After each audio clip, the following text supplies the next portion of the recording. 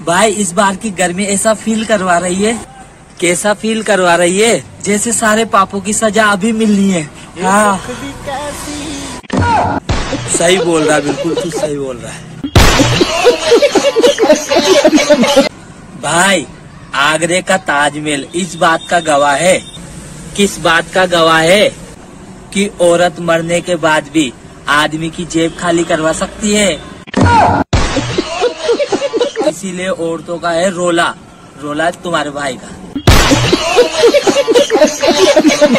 भाई अगर घर में कूलर एसी होने के बाद भी अगर आदमी छत पे टहल रहा हो तो समझ लेना, क्या समझ लेना, तो समझ लेना कि पड़ोसन बहुत खूबसूरत है भाई।